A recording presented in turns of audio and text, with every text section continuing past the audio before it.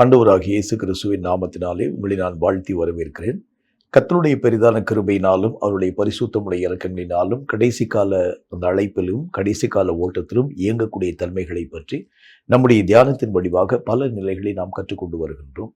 ஒரு மனிதன் கடைசி காலத்தில் எப்படியெல்லாம் இயங்க வேண்டும், என்னென்ன காரியங்களெல்லாம் அவன் விட்டு விலக வேண்டும், எவைகளை நோக்கி அவனுடைய பயணம் காணப்பட வேண்டும், இப்படி பல விஷயங்களை நாம் மெய்யாகவே ஆழமான விதத்தில் அறிய ஆரம்பிக்கும் பொழுதுதான் கர்த்தராகிய தேவனுடைய விருப்பம் என்னது என்கிறதையும் அவைகளை நான் என்ன விதத்தில் பூர்த்தியாக்க முடியும் என்கிறதை பற்றியும் தெளிவான ஒரு சிந்தையோடு கூட பயணிக்க நம்மால் ஆகும்.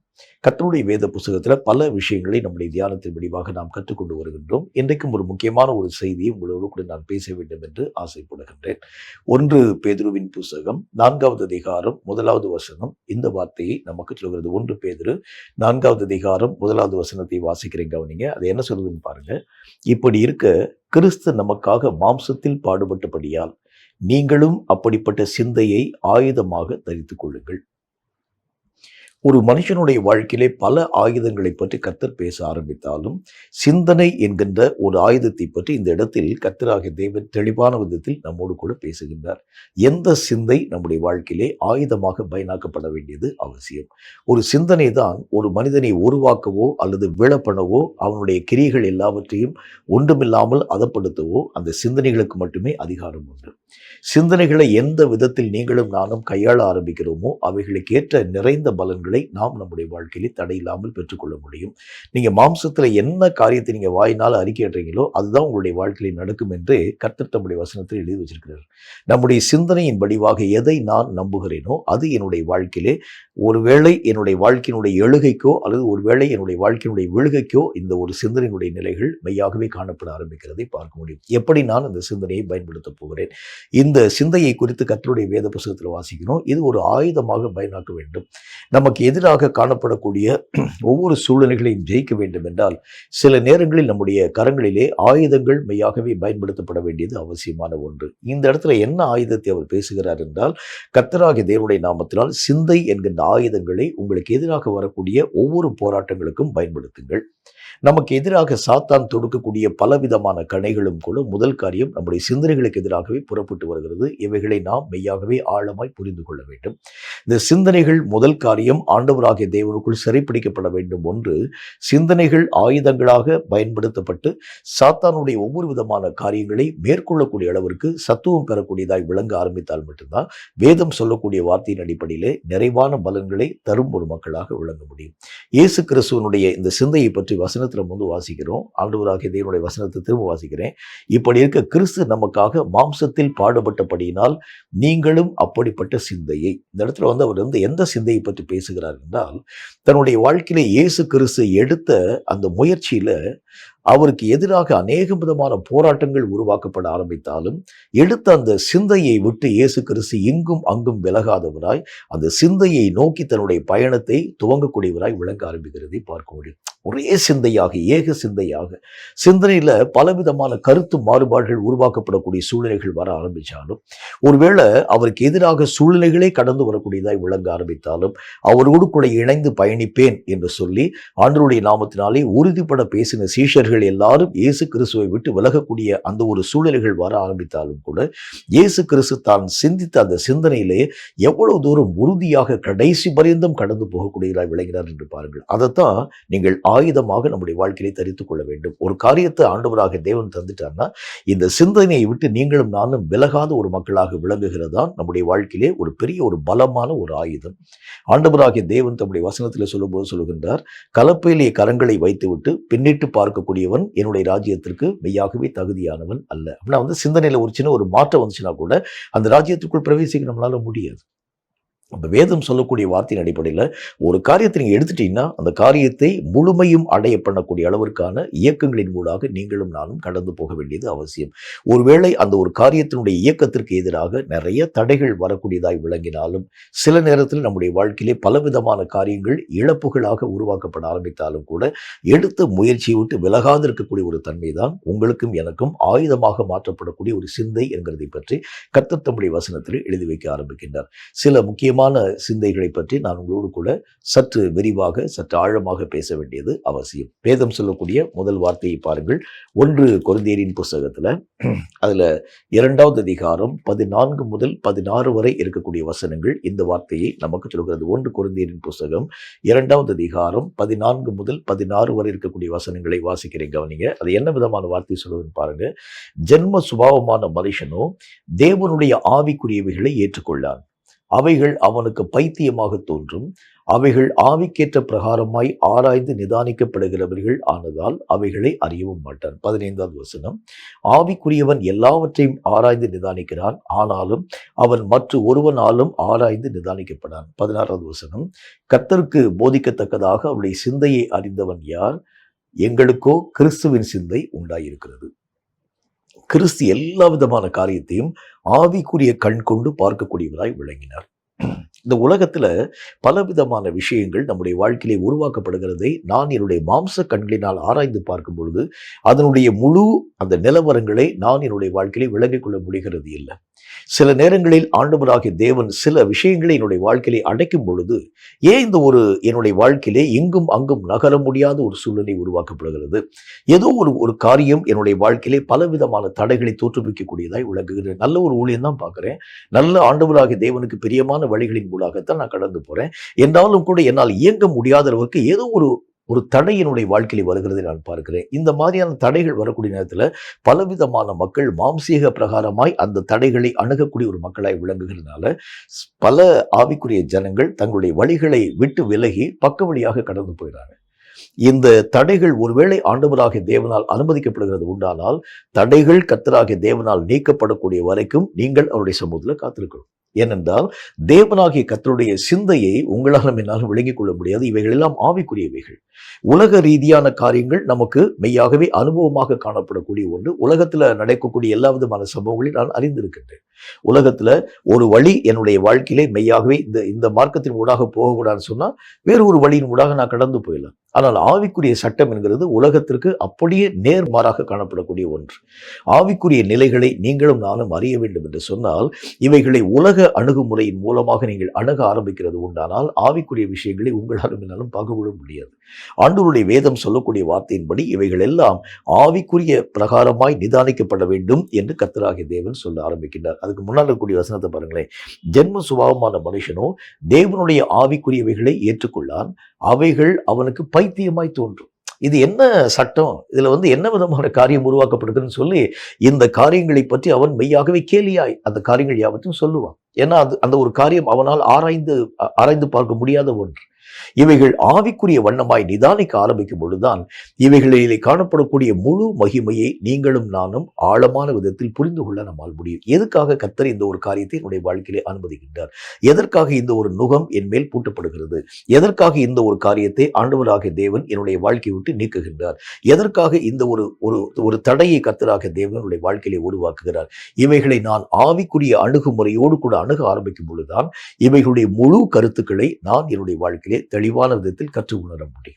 ஆகவேதான் கர்த்தருடைய வேதம் சொல்லக்கூடிய வார்த்தையின் அடிப்படையில் பல ஜனங்கள் ஆவிக்குரிய காரியங்களை மாம்ச கண்களினால் ஆராய்ந்து பார்க்கிறதுனால அவைகள் எல்லா விதமான காரியங்களையும் அந்த மக்களால் புரிந்து கொள்ள முடியாததுனால தங்கள் மனம் போன போக்கின்படி தன்னுடைய வழிகளை அவர்கள் அமைத்துக் கொள்ள ஆரம்பிக்கிறத பார்க்க முடியும்.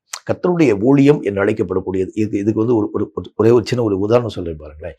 கர்த்தருடைய ஊழியம் என்று அழைக்கப்படக்கூடியது இது அநேக விதமான அதாவது மக்களை சம்பாதிக்கிறதுக்கோ அல்லது பணத்தை சம்பாதிக்கிறதுக்கோ அல்லது புகழை சம்பாதிக்கிறதுக்கோ கொடுக்கப்படக்கூடியது அல்ல. கர்த்தருடைய ஊழியம் என்று அழைக்கப்படக்கூடியது உங்களையே நீங்கள் கர்த்தருடைய நாமத்தினாலே மெய்யாகவே ஜனங்களுக்காக கரைய பண்ணி ஜனங்களுக்கு மத்தியிலே கர்த்தருடைய வார்த்தையை அறிவிக்கும்படிக்காக ஒப்பு கொடுக்கப்பட்டதுதான் கர்த்தருடைய ஊழியம். என்னை நான் ஆண்டவராகிய தேவனுக்குள் மெய்யாகவே கரைய பண்ணணும். இதுதான் ஆண்டவராகிய தேவனால் கொடுக்கப்படக்கூடிய ஊழியம். ஆனால் இன்னைக்கு இருக்கக்கூடிய ஊழியத்தினுடைய நிலைகளை பாருங்களேன். இந்த ஊழியத்தை பயன்படுத்தி பல ஜனங்கள் பல காரியங்களை சம்பாதிக்கக்கூடிய ஒரு வழியாக அந்த மக்கள் பயன்படுத்த ஆரம்பிக்கிறத பார்க்க முடியும். அப்படின்னு என்ன அர்த்தம்? இந்த ஆவிக்குரிய நிலைகளை அவர்கள் மாம்சீகமாக அணுக ஆரம்பிக்கும் பொழுது தவறான புரிந்து கொள்ளுதலின் ஊடாக கடந்து போய் ஊழியத்தை லாபமாக அந்த மக்கள் செய்ய ஆரம்பிக்கிறத பார்க்கணும். ஊழியத்துல ஆண்டவராகிய தேவன் சொல்லுகின்றார், கர்த்தருடைய நாமத்தினால் சகல காரியத்தையும் கர்த்தருக்கென்று நீங்களும் நானும் இழக்க கொடுக்க வேண்டியது அவசியம். அது அப்படிதான் கர்த்தருடைய வசனத்தை பார்க்கிறோம். நீ கர்த்தருடைய ஊழியத்திற்கு கடந்து போக வேண்டும் என்று சொன்னால் என்னென்ன காரியத்தை செய்ய வேண்டும்? கர்த்தராகிய தேவன் தம்முடைய வசனத்தை சொல்லுகின்றார், உன்னுடைய வழிக்கு தேவையான பணத்தை கூட நீ எடுத்துட்டு போகாது. ஏனென்றால் கர்த்தராகிய தேவனை நம்பிதான் நீ ஊழியம் பார்க்க வேண்டும். இது நம்முடைய இந்த உலக ரீதியான அறிவுக்கு ஒருவேளை இந்த ஒரு காரியம் ஒரு பைத்தியமாக காணப்படக்கூடியதாய் விளங்கலாம். ஆனால் ஆண்டவராகிய தேவனுடைய வேதம் சொல்கிறதைப் போல இவைகள் ஆவிக்குரியவைகள். இவைகள் நான் என்னுடைய வாழ்க்கையை நிதானித்து பார்க்க வேண்டும் என்றால் உலக அறிவை கொண்டு ஆவிக்குரிய காரியங்களை நிதானிக்கிறது உண்டானால் இவைகளுடைய ஆழங்களை விளங்கிக் கொள்ள என்னால் முடியாது. அப்ப வேதம் சொல்லக்கூடிய வார்த்தையின் அடிப்படையில் ஆவிக்குரியவைகளை ஆவிக்குரிய காரியங்களின் மூலமாகத்தான் நீங்களும் நானும் விளங்கிக் கொள்ள முடியும். ஆண்டவராகிய இயேசு கிறிஸ்துவை கடைசியில் கொண்டு போய் பிலாத்துக்கு முன்பதாக கொண்டு நிறுத்துறாங்க, ஏரோதுக்கு முன்னால் கொண்டு நிறுத்துறாங்க. உடனே அந்த அந்த அவங்க ஆண்டவராகிய இயேசு பார்த்து கேட்கிறாங்க, எல்லா ஜனங்களும் உண்மை யூதனுடைய ராஜான்னு சொல்றாங்களே, நீர் உண்மையிலே ராஜாவான்னு கேட்கிறார். இந்த வார்த்தைகளை கேட்கக்கூடிய நேரத்தில் ஆண்டவராகிய இயேசு கிறிஸ்து அவனுக்கு நல்ல ஒரே ஒரு மாறுத்திரம் ஒன்றை சொல்ல ஆரம்பிக்கின்றார். அவர் சொல்லுகின்றார், நீங்க சொல்லக்கூடிய அந்த வார்த்தையின்படி நான் ஒரு ராஜா தான், ஆனால் என்னுடைய ராஜ்யம் இந்த உலகத்துக்குரியது கிடையாது. பூமியில நான் ஒரு ராஜாவை மாதிரி இல்லை, ஆனால் பரலோகத்திலே என்னுடைய நிலைகள் ஆண்டவராகிய தேவனுடைய நாமத்தினாலே அரசனை போல ஒரு உயர்வான ஒரு அந்தஸ்திலே காணப்படக்கூடிய ஒன்றாக இருக்கிறது. எப்படி அவர் சொல்றாரு பாருங்களேன். இந்த மாதிரியான ஒரு ஆவிக்குரிய நிதானம் என்னுடைய வாழ்க்கையிலே வர ஆரம்பிக்கும் பொழுதுதான் இந்த சிந்தனை பார்த்து தான் சாத்தான் பயப்படுறான். ஒரு மனுஷன் மாம்சீக பிரகாரமா எல்லா காரியங்களையும் அணுக ஆரம்பிக்கிறது உண்டானால் சாத்தானுக்கு அந்த ஒரு காரியம் பயத்தை தராது. ஆனால் ஒரு மனுஷன் ஒவ்வொரு காரியத்தையும் ஆவிக்குரிய ரீதியிலே அவன் அணுக ஆரம்பிக்கிறது உண்டானால் சாத்தான் அந்த காரியங்களை குறித்து நடுங்க ஆரம்பிக்கிறதை பார்க்க முடியும். இவனுடைய ஆவிக்குரிய நிலைகளை அவன் ஆராய்ந்து பார்க்கிறதுனாலே அவன் தன்னை உணரக்கூடியவனாய், தன் தேவனை அறியக்கூடியவனாய், சூழ்நிலைகளை உணரக்கூடியவனாய், இவைகள் எல்லாவற்றையும் பயன்படுத்தக்கூடிய ஆயுதமாக அவைகளை அவன் பயன்படுத்த ஆரம்பிக்கிறது உண்டானால் என்னால் அவனை ஜெயிக்க முடியாது என்று சொல்லி சாத்தான் இப்படிப்பட்ட மக்களை பார்த்து தான் பயப்படக்கூடியவனாய் விளங்கிவிடுகிறான். வேதம் சொல்லக்கூடிய வார்த்தையின் அடிப்படையில் முதல் காரியம், நம்முடைய சிந்தனைகள் எல்லாம் ஆயுதங்களாக ஆக்கப்பட்டு சாத்தானுக்கு அநேகம் பயமுறுத்துதல்கள் யாவற்றையும் தர வேண்டும் என்று சொன்னால் உங்களுடைய நோக்கங்கள் எல்லாம் ஆவிக்குரிய ரீதியாக காணப்படணும். ஆவிக்குரிய காரியங்களை ஆவிக்குரிய விஷயமாகவே நீங்க பாருங்க. இவைகள் எல்லா விதமான காரியத்திலும் உங்களுடைய சொந்த கருத்துக்களை நீங்க மெய்யாகவே இந்த காரியங்களின் ஊடாக நீங்களும் நானும் பிரவேசிக்க பண்ணக்கூடாது. ஆவிக்குரிய காரியம் வேறு, உலகத்தினுடைய தன்மைகள் வேறு. ஆவிக்குரிய சட்டம் வேறு, உலகத்தினுடைய சட்டம் வேறு.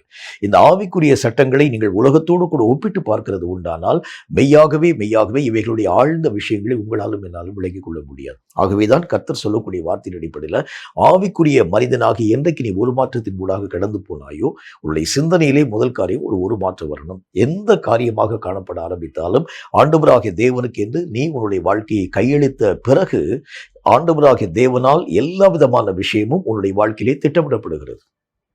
இவைகள் எல்லாம் சரீர பிரகாரமான திட்டங்கள் அல்ல, இவைகள் எல்லாம் ஆவிக்குரிய திட்டங்களாகவே கர்த்தராகிய தேவன் உருவாக்கி கொண்டு வருகின்றார். இந்த இடத்துல இவனுக்கு என்ன ஒரு காரியத்தை தரணும், இந்த இடத்துல இந்த விதமான விஷயங்கள் அவனுடைய வாழ்க்கையிலே மெய்யாக அவனை விட்டு அந்த மனுஷனுடைய சூழ்நிலையை விட்டு அப்புறப்படுத்தப்பட வேண்டும். இந்த காரியங்களில் இவனுக்கு இத்தனை விதமான நெருக்கங்களின் ஊடாக கடந்து போக வேண்டும். இதெல்லாம் ஆவிக்குரிய பிரகாரமாக ஆண்டவராகிய தேவனால் தீர்மானிக்கப்படக்கூடிய ஒன்று. இவைகளை நான் என்னுடைய மாம்ச கண்களினால் ஆராய்கிறது உண்டானால் நான் ஆண்டவராகிய தேவனுக்குள்ளாக நிலைத்து நிற்க முடியாத அளவுக்காக இடர்ந்து போகக்கூடியவனாய் விளங்கி விடுகின்றேன். அப்ப வேதம் சொல்லக்கூடிய வார்த்தையின் அடிப்படையில் இந்த காரியங்களை ஆழமாய் விளங்கிக் கொள்ள ஆரம்பிக்கிறது உண்டானால் சாத்தான் இந்த சிந்தனைகளை ஆவிக்குரிய நினைவுகளை கண்டு பயம் கொள்ளக்கூடியவனாய் விளங்கி விடுகின்றான். கேட்கும் கர்த்தருடைய பிள்ளையே, நமக்கோ ஆண்டவராகிய தேவனுக்குள் ஆவிக்குரிய சிந்தனைகள் உருவாக்கப்படக்கூடிய அளவிற்கு நாம் கர்த்தரை நோக்கி ஜெபிக்க வேண்டியது அவசியம். எந்த ஒரு காரியமாய் காணப்பட ஆரம்பித்தாலும் என்னைக்கு நான் ஆவிக்குரியவனாக ஒரு மாற்றத்தின் ஊடாக வந்துட்டனோ அன்று முதல் என்னுடைய அணுகுமுறை எல்லாம் ஆவிக்குரிய ரீதியாகவே காணப்பட வேண்டியது அவசியம். இந்த ஒரு நினைவு என்னுடைய வாழ்க்கை வந்துச்சுனாலே என்னுடைய நினைவுகளை பார்க்கும் பிசாசு பயம் கொள்ளக்கூடியவனாய் விளங்கி விடுகிறார். இதுதான் ஒரு ஆயுதமாக நம்முடைய வாழ்க்கையிலே ஆண்டவராகிய தேவனால் கொடுக்கப்படக்கூடிய ஒன்று என்று கர்த்தருடைய வேத புத்தகத்தில் வாசிக்கிறோம். இரண்டாவது ஒரு காரியத்தை பாருங்க, ஒரு முக்கியமான விஷயம். பிலிப்பியருக்கு எழுதப்பட்ட நிருபம் 2வது அதிகாரம் 4, 5 ஆகிய வசனங்கள் மற்றும் ஒரு வார்த்தையை நமக்கு சொல்கிறது. பிலிப்பியருக்கு எழுதப்பட்ட நிருபம் 2வது அதிகாரம் 4, 5 ஆகிய வசனங்கள் இந்த வார்த்தையை நமக்கு சொல்கிறது. வாசிக்கிற கவனிங்க. அது என்ன விதமான வார்த்தை சொல்ல பாருங்க. அவனவன் தனக்கானவைகளை அல்ல பிறருக்கானவைகளையும் நோக்குவானாக. 5வது வசனம், கிறிஸ்து இயேசுவில் இருந்த சிந்தையே உங்களிலும் இருக்க கடவுது. இரண்டாவது கிறிஸ்துவுக்குள் காணப்பட்டிருக்கக்கூடிய ஆயுதமாக்கப்பட்டிருக்கக்கூடிய சிந்தை என்ன அப்படின்னா தனக்கானவைகளை இயேசு கிறிஸ்து நோக்காமல் பிறருக்குரியவைகளை நோக்கக்கூடிய அந்த சிந்தை தான் ஆயுதமாக்கப்படக்கூடிய ஒரு சிந்தை. சாத்தான் ஒவ்வொரு மனிதனுடைய வாழ்க்கையும் எப்படி உருமாற்றம் அடைய பண்ண ஆரம்பிக்கிறான் என்றால், மனுஷனுடைய நிலைகள் எல்லா விதமான நிலைகளையும் அவன் மெய்யாகவே சுயநலமையாக உருமாற்றம் அடைய செய்யக்கூடிய கிரியைகளை உருவாக்கி கொண்டு வருகின்றார். தன்னையே பார்க்கக்கூடிய அளவிற்காக, தன்னையே மெச்சக்கூடிய அளவிற்காக, தன்னுடைய உயர்வுக்காக பாடுபடக்கூடிய அளவிற்காக, தன்னை மேன்மைப்படுத்தக்கூடிய அளவிற்காக, தனக்கு சம்பாத்தியத்தை உருவாக்கும்படிக்காக, இப்படி ஒரு மனிதனுடைய நிலைகளை சாத்தான் மெய்யாகவே குறுகின வட்டத்திற்குள் அடைக்கக்கூடிய அளவிற்கான காரியங்களை உருவாக்கி கொண்டு வருகிறார். ஆனா இயேசு கிறிஸ்து இந்த உலகத்திலே வந்த பொழுது அவர் என்ன விதமான காரியங்கள் யாவற்றையும் போதிக்க துவங்கினார் அப்படின்னா ஆண்டவராகிய தேவன் கற்பித்து தந்த அந்த மார்க்கத்தை பாருங்க. அந்த கிறிஸ்தவ மார்க்கம் என்று அழைக்கப்படக்கூடியது, உன்னோடு கூட உன்னுடைய நிலைகள் நிற்கக்கூடாது. நீ உன்னை நேசிக்கிற மாதிரி உன்னுடைய அயலானை நேசிக்க வேண்டும். எல்லா விதமான மக்களுக்கும் நீ மெய்யாகவே உன்னால் ஆன மட்டும் உதவிகளை செய்ய வேண்டும். நற்கிரைகளை பற்றி கர்த்தர் பேசுகின்றார். எல்லா விதமான காரியங்களையும் மற்றவர்களுக்காக நான் மெய்யாகவே ஆண்டவராகிய தேவனுடைய நாமத்தினால் சகல காரியங்களையும் செய்யக்கூடிய ஒரு மனிதனாய் விளங்க வேண்டும். அப்போஸ்தலனாகிய பரிசுத்த பவுல் தன்னுடைய நிருபத்தை எழுதும் பொழுது அவர் ஒரு வார்த்தை சொல்கின்றார். ஊழியத்தின் நிமித்தமாக ஆண்டவருடைய நாமத்தினால் நான் உங்களுக்காக வார்க்கப்பட்டு போனால் கூட அது எனக்கு நலமாயிருக்கும்னு சொல்றார். இப்படி மற்றவனுடைய நிலைகளை நான் உயர்த்தும்படிக்காக நான் பாடுபடக்கூடிய நிலைகள் தான் ஆண்டவராகிய தேவனுக்குள் காணப்பட்டிருக்கக்கூடிய ஒரு விசேஷமான ஒரு சிந்தை. இயேசு கிறிஸ்து வாழ்ந்த அந்த காலத்துல தனக்கு உண்டான ஏதாகிலும் ஒரு காரியத்திற்காக ஆண்டவராகிய இயேசு கிறிஸ்து பிதாவாகிய தேவனுக்கு ஜெபிச்சாருன்னு பாருங்களேன். தன்னுடைய உயர்வுக்காக, தன்னுடைய மேன்மைக்காக, தன்னை உயர்த்தும்படிக்காக, தன்னுடைய ஊழியத்தினுடைய எல்லைகள் விரிவாக்கப்படும்படிக்காக எங்கேயாச்சும் கர்த்தராகிய இயேசு கிறிஸ்து தன்னுடைய காரியங்களை முதன்மைப்படுத்தி பிதாவாகிய தேவனை நோக்கி ஜெபித்தாரான்னு பாருங்க, இல்லை. அப்ப இந்த வசனத்துல என்ன விதமான காரியத்தை பார்க்கிறோம்? ஒவ்வொரு மனுஷனும் தனக்கானவைகளை அல்ல பிறருக்கானவைகளை நோக்க வேண்டும். அடுத்த வசனத்துல என்ன போட்டிருக்கு? கிறிஸ்து இயேசுவில் இருந்த இதே சிந்தை தான் உங்களுக்குள்ள இருக்கணும். அவருடைய சிந்தை அப்படித்தான். அவருடைய நினைவுகள் தனக்கு உண்டான எந்த விதமான காரியத்தையும் ஆண்டவராகிய இயேசு கிறிஸ்து மெய்யாகவே பார்க்கவே இல்லை. தன்னுடைய தேவைக்காக, தன்னுடைய ஆசைக்காக, தன்னுடைய ஆஸ்திக்காக, தனக்கு உண்டான எல்லா விதமான லாபமான காரியங்களுக்காக இயேசு கிறிஸ்து எங்காயிலும் முயற்சிக்க ஆரம்பித்தாரே என்றால் ஒண்ணுமே இல்லை. ஆனா இன்னைக்கு இருக்கக்கூடிய அந்த அந்த அந்த அதாவது கிறிஸ்தவ வட்டாரத்தினுடைய நிலைகளை பாருங்க. அவனவன் தனக்குண்டான காரியங்களை பார்க்கக்கூடிய அளவிற்காக அந்த சிந்தனைகள் எல்லாம் குறுகின வட்டத்தோடு கூட. அப்படின்னா என்ன அர்த்தம்? இந்த சிந்தனைகளினால் சாத்தானை ஜெயிக்க முடியாது. ஏனென்றால் நீங்கள் உங்களுக்காகவே வாழ்றீங்க. நீங்கள் ஆண்டவராகிய தேவனுக்காக வாழக்கூடிய வாழ்க்கைகளை துறந்து, நீங்கள் மற்றவர்களுக்காக வாழக்கூடிய வாழ்க்கைகளை துறந்து, நீங்கள் உங்களுக்காகவே வாழ்க்கை வாழ ஆரம்பிக்கிறது உண்டானால் இந்த சிந்தனையினால் பிசாசை மேற்கொள்ள முடியாது. சிந்தனைகளினால் நீங்கள் சாத்தானுடைய வல்லமைகளை ஜெயிக்கணும் சொன்னா, நீங்கள் உங்களுக்குரியவைகளை அல்ல மற்றவனுக்குரியவைகளை நோக்க பழக வேண்டியது அவசியம். மற்றவனுடைய உயர்வு என்னுடைய வாழ்க்கையில் இருக்கணும்.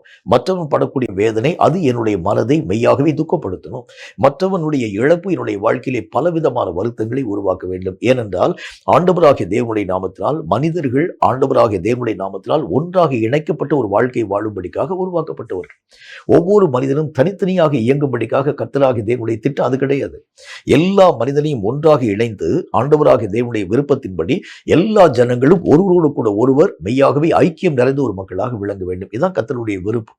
ஆனா இப்ப சாத்தான் என்ன விதமான காரியத்தை உருவாக்குகின்றான் அப்படின்னு பார்த்தா, ஒவ்வொரு மனிதனும் தனித்தனியாக பிரித்து அவனவனுக்கு ராஜாவாக, அவனையே ஆளுகை செய்யக்கூடியவனாக, அவனுடைய விருப்பத்திற்கு மாறாக எவன் வர ஆரம்பித்தாலும் அவனையே மெய்யாகவே அழிக்கக்கூடிய அளவிற்காக இந்த சிந்தனைகளிலே ஒரு குறுகின மனப்பான்மையை சாத்தான் உருவாக்க ஆரம்பிக்கிறான். ரொம்ப ஜாக்கிரதையா இருங்க. இந்த மாதிரி ஒரு ஊழியமாக காணப்பட ஆரம்பித்தாலும், ஒரு திருச்சபையாக காணப்பட ஆரம்பித்தாலும், ஒரு தனிப்பட்ட ஒரு கிறிஸ்தவ வாழ்க்கையாக காணப்பட ஆரம்பித்தாலும், என்னையே நான் அதிகமாக நேசிக்க ஆரம்பிக்கிறது உண்டானால் உங்கள் சிந்தை ஆண்டவராகிய தேவனால் அங்கீகரிக்கப்படக்கூடிய ஒன்றல்ல. உங்கள் சிந்தை ஆண்டவராகிய தேவனால் அங்கீகரிக்கப்படக்கூடிய ஒன்றாக அல்லது சாத்தானுக்கு பயத்தை தரக்கூடிய சிந்தையாக விளங்க வேண்டும் என்று சொன்னால், உங்களை நீங்கள் ஒரு பொருட்டாக நினைவிலே கொள்ளாமல் மற்றவர்களுடைய உயர்வுக்காக நீங்கள் மெய்யாகவே முயற்சிக்க ஆரம்பிக்கிறது உண்டானால், மற்றவனுக்காக நீங்க ஜெபிக்க ஆரம்பிக்கிறது உண்டானா, மற்றவனுடைய அநேக விதமான வருத்தங்களை நீங்க அவங்களுக்கு அநேக விதமான ஆவிக்குரிய உதவிகள் யாவற்றையும் செய்யும்படிக்காக கடந்து போகிறது உண்டானால், இந்த சிந்தை தான் ஒரு ஆயுதமாக்கப்படக்கூடிய ஒரு சிந்தை. இந்த சிந்தனையினால்தான் சாத்தானுடைய வல்லமைகளை இயேசு கிறிஸ்து ஜெயிக்கக்கூடியவராய் விளங்க ஆரம்பிச்சார்.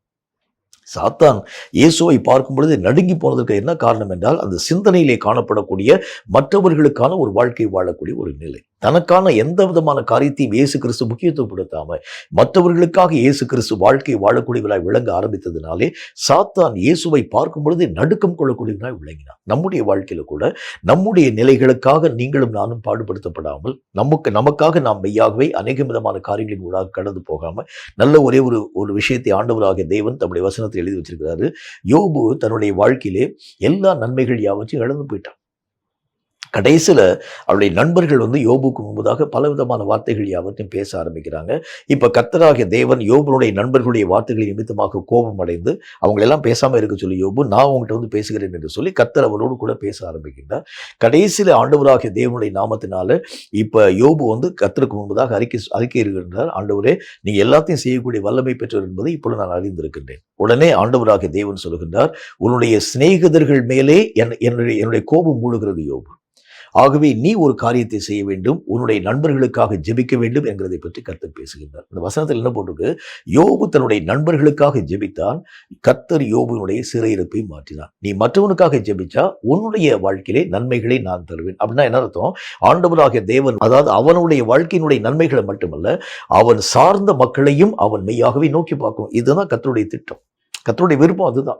எந்த ஒரு காரியத்தை நான் விளங்கிக் கொள்ள ஆரம்பித்தால் மட்டும்தான் சாத்தான் என்னுடைய சிந்தனைகளை கண்டு நடுக்கம் கொள்ளக்கூடியவனாய் விளங்கி விடுகிறான். கேட்கும் கர்த்தருடைய பிள்ளையே, உங்க வீட்டில் பக்கத்து வீட்டில் இருக்கக்கூடிய மக்கள் கஷ்டப்படுகிறது உண்டால் நீங்க அவங்களை பார்க்காம இருந்துடாதீங்க. உங்களுக்கு அருகாமையில் காணப்படக்கூடிய மக்கள் ஆண்டவராகிய தேவனை இருக்கக்கூடிய ஒரு மக்களாக இருக்கிறது உண்டால் நீங்க பார்க்காம விட்டுறாதீங்க. ஏனென்றால் மற்றவனுடைய நிலைகளை நான் நோக்கி பார்க்கும் பொழுதுதான் ஆண்டவராகிய தேவனுடைய விருப்பத்தை நான் நிறைவாக்கும் ஒரு மனிதனாய், சிந்தனைகளை ஆயுதமாக்கும் ஒரு மனிதனாக விளங்க ஆரம்பிக்கிறதை பார்க்க முடியும். இப்படிப்பட்ட ஒரு நிலைகள் நம்முடைய வாழ்க்கையிலே வரும் பொழுதுதான் சாத்தான் நம்மை கண்டு நடுக்கம் கொள்ளக்கூடியவனாய் விளங்கி விடுகின்றான். மூன்றாவது ஒரு காரியத்தை பாருங்க. கர்த்தருடைய வேதம் மற்றும் ஒரு வார்த்தையை நமக்கு சொல்கிறது. ஒன்று கொரிந்தியரின் புஸ்தகத்துல 13வது அதிகாரம் 11வது வசனம் இந்த வார்த்தையை நமக்கு சொல்கிறது. 1 கொரிந்தியர் 13வது அதிகாரம் 11வது வசனத்தை வாசிக்கிறேன், கவனிங்க. நான் குழந்தையாய் இருந்த போது குழந்தைகளைப் போல பேசினேன், குழந்தையைப் போல சிந்தித்தேன், குழந்தையைப் போல யோசித்தேன். நான் புருஷனான போது குழந்தைகளுக்கு ஏற்றவைகளை ஒழித்து விட்டேன். அந்தந்த காலங்களுக்குரிய வளர்ச்சி என்னுடைய சிந்தனையிலையும் வரணும். ஆரம்ப காலங்களிலே காணப்பட்டிருக்கக்கூடிய பலவீனமான நிலைகளோடு கூட இப்ப நான் இருக்கக்கூடாது.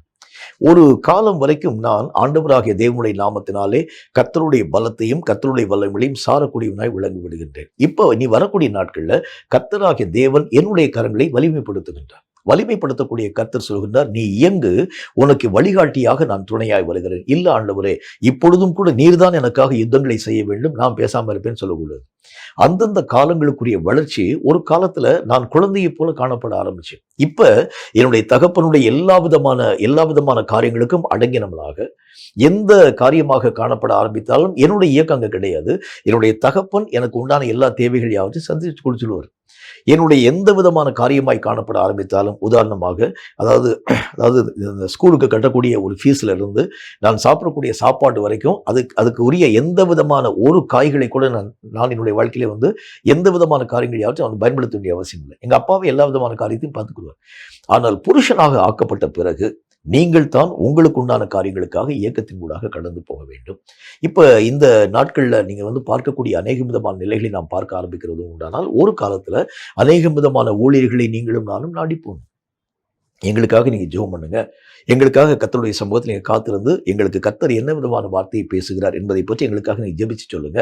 கர்த்தராகிய தேவன் இந்த புதிய வருஷத்துக்கு என்னென்ன விதமான வார்த்தைகளை தருகின்றார் என்பதை பற்றி எங்களுக்கு முன்பதாக நீங்கள் தீர்க்கதரிசனத்தின் மூலமாக ஒரு காலத்துல வரைக்கும் போகணும். ஏன்னா அது வரைக்கும் எனக்கு ஒண்ணுமே தெரியாது. ஆனால் இப்பொழுது நான் காலங்கள் வர வர வர வர நானும் கர்த்தரும் நேரடியான பிணைப்பிலே காணப்பட ஆரம்பிக்கும் பொழுது கர்த்தர் எனக்கு தேவையான பல விஷயங்களை என்னோடு கூட வெளிப்படுத்தக்கூடியவராய் விளங்கி விடுகின்றார். இப்பவும் கூட நான் ஒரு குழந்தையை போல மற்றவன் மேலே நான் டிபெண்டாக காணப்பட ஆரம்பிக்கிறது உண்டானால் தேவனுடைய இயக்கங்களை நான் மெய்யாகவே இழக்கக்கூடியவனாய் காணப்பட்டு விடுகின்றேன். நல்லா புரிஞ்சுக்குங்க.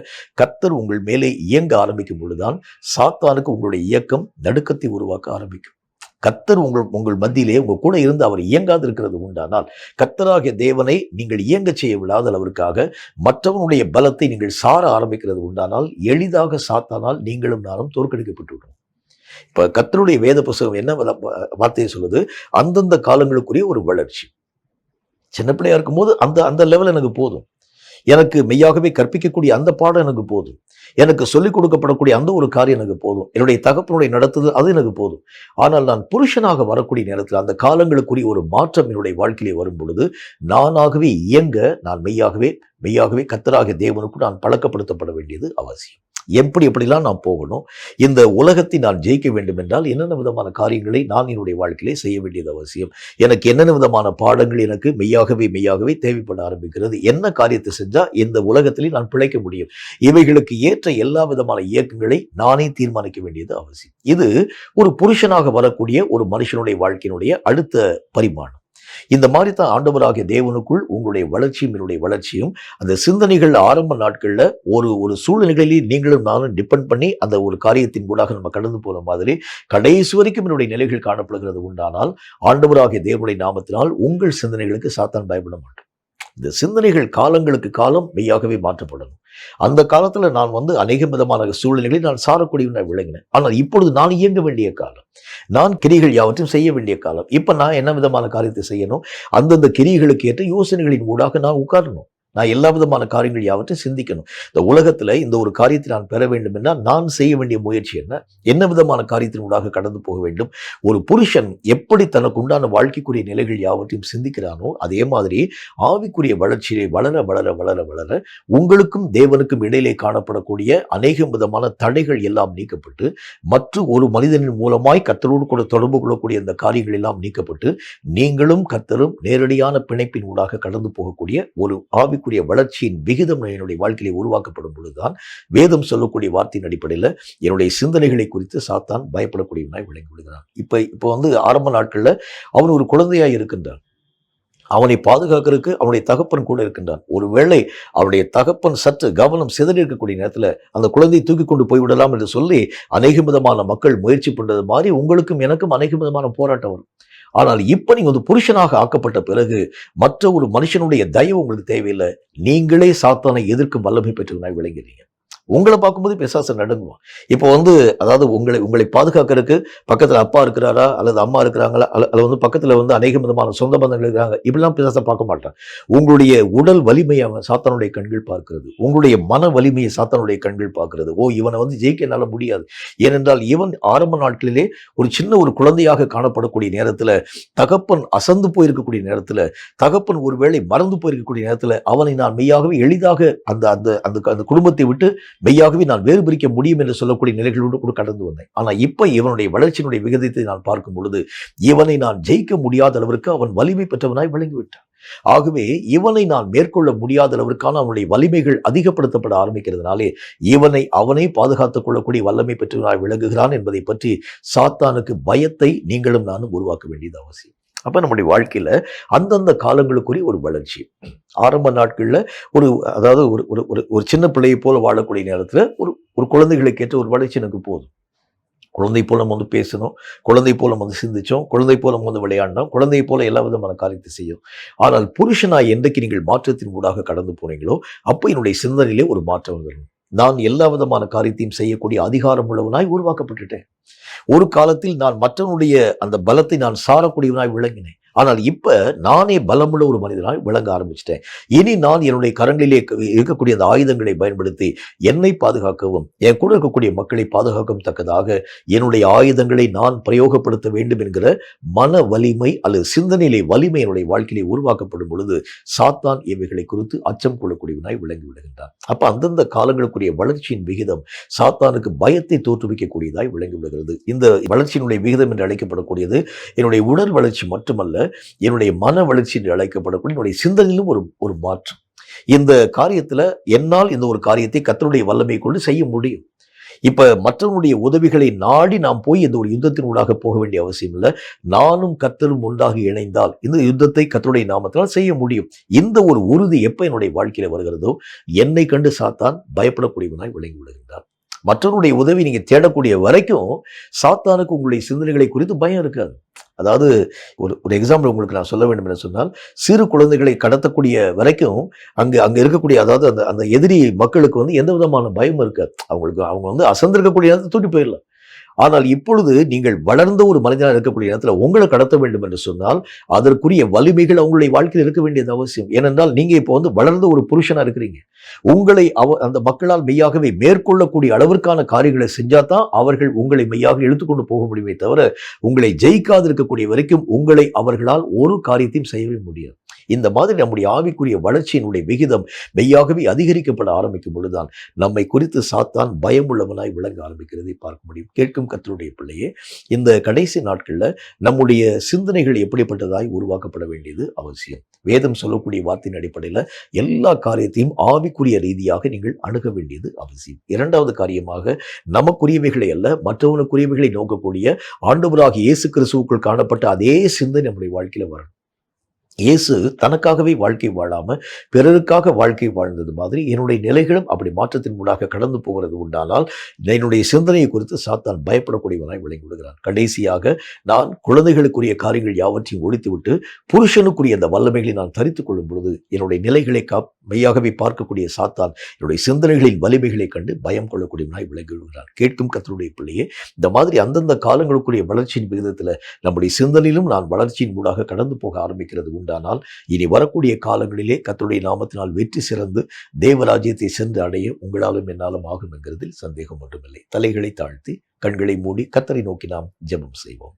சர்வ வல்லமுள்ள ஆண்டவராகிய கர்த்தாவே, உம்மால் உரைக்கப்பட்ட இந்த பரிசுத்தமுள்ள வார்த்தைகளுக்காக ஸ்தோத்திரம். இந்த வார்த்தைகளின் மூலம் கர்த்தரில் பேசி சொன்ன ஒவ்வொரு காரியத்தை நாங்கள் கற்றுக்கொண்டோம். எங்கள் சிந்தனைகளிலே ஒரு உறுதிப்பாட்டை கர்த்தராகிய தேவனுக்கு எதிர்பார்க்கின்றீர். இந்த சிந்தனைகள் ஒரு ஆயுதங்களாக நாங்கள் பயன்படுத்த வேண்டும் என்று சொல்லியும், இந்த சிந்தனைகளை குறித்து சாத்தான் எப்பொழுது நடுக்கம் கொள்கிறான் என்கிறதை பற்றியும் நாங்கள் அறிந்து கொள்ளும்படிக்காக எங்களோடு கூட பேசி சொன்ன ஒவ்வொரு வார்த்தைகளுக்காக ஸ்தோத்திரம். இந்த வார்த்தைகளை நாங்கள் கேட்கக்கூடிய மக்களாய் மட்டுமல்ல, இவைகளை நாங்கள் எங்கள் வாழ்க்கையிலே பயன்படுத்தி அவைகளுக்கேற்ற வண்ணமாய் வாழ்ந்து உம்முடைய சித்தத்தை நிறைவாக்கி கர்த்தருடைய நாமத்தினால் சாத்தானின் வல்லமைகள் எல்லாவற்றையும் அதமாக்கி கர்த்தருடைய சித்தத்தை நிறைவாக்க கிருபை தர வேண்டும் என்று இயேசு கிறிஸ்துவின் நாமத்தினால் ஜெபித்திருக்கிறோம் எங்கள் பரிசுத்தமுள்ள நல்ல பிதாவே. ஆமேன், ஆமேன். இந்த வார்த்தைகளை கேட்ட உங்கள் ஒவ்வொருவரையும் கர்த்தர் அளவில்லாமல் ஆசீர்வதிப்பாராக. சிந்தனைகள் என்கின்ற ஒரு ஆயுதத்தை நீங்கள் வல்லமையாய் பயன்படுத்த ஆரம்பிக்கிறது உண்டானால் சாத்தானுடைய முழு வலிமைகளும் உங்களுக்கு முன்பதாக தோற்று ஓடி போகிறதையும் கர்த்தருடைய நாமத்தினால் நீங்கள் வெற்றி பெற்ற ஒரு மக்களாக விளங்க ஆரம்பிக்கிறதையும் பார்க்க முடியும் என்கிறதில் சந்தேகம் ஒன்றுமில்லை. கர்த்தர் உங்களை அளவில்லாமல் ஆசீர்வதிப்பாராக. ஆமென்.